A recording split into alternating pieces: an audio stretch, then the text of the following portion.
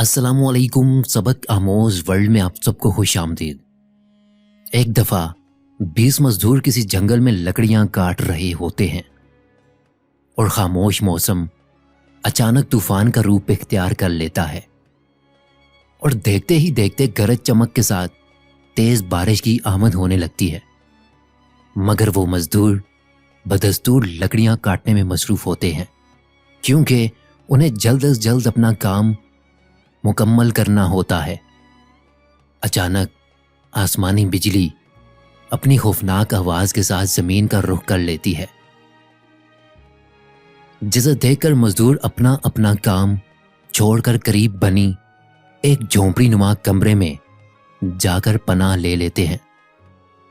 मजदूर क्या देखते हैं कि आसमानी बिजली बार बार उस झोंपड़ी की तरफ आती है, लेकिन नुकसान किए बगैर वापस चली जाती है।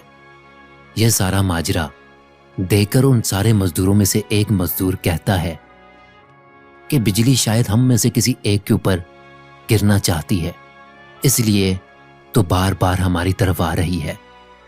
ऐसा करते हैं कि हम में से एक एक करके झोंपड़ी से बाहर जाएगा और इंतजार करेगा। इस तरह जिस पर बिजली गिरनी हुई तो गिर जाएगी, ताकि बाकी सारे तो सुकून का सांस ले सकें। इस तरह एक एक करके मजदूर झोंपड़ी से बाहर जाते हैं और इंतजार करते हैं और वापस अंदर आ जाते हैं, मगर किसी मजदूर पर बिजली नहीं गिरती।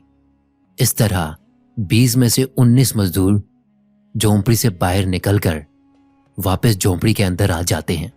अब जब बारी 20वें मजदूर की आती है झोंपड़ी से बाहर जाने की, तो सब मजदूरों को यकीन हो जाता है कि यही वो मजदूर है जिसकी वजह से बिजली हम सब का पीछा कर रही है।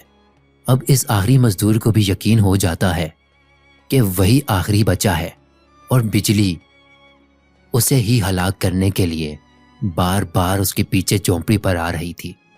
लेकिन वो ये सोचकर डर के मारे बाहर नहीं जाता कि बिजली उसको हलाक ना कर दे। लेकिन सारे मजदूर उसे जबरदस्ती बाहर भेज देते हैं। लेकिन जो ही वो मजदूर झोंपड़ी से बाहर जाता है तो आसमानी बिजली सीधा आकर उस झोंपड़ी पर गिर जाती है और 19 के 19 मजदूर हलाक हो जाते हैं और वो 20वां मजदूर बच जाता है। गोया उसी 20वें मजदूर की वजह से बाकी के 19 मजदूर भी बचे हुए थे, जबकि 19 मजदूर उसे नहूसत की इलामत समझ रहे थे।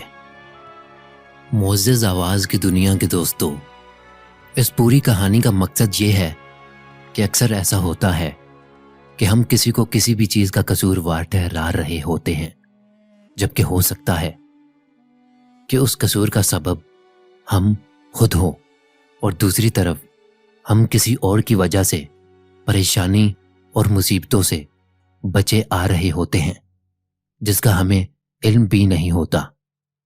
आज की कहानी सुनकर आपको कैसा लगा?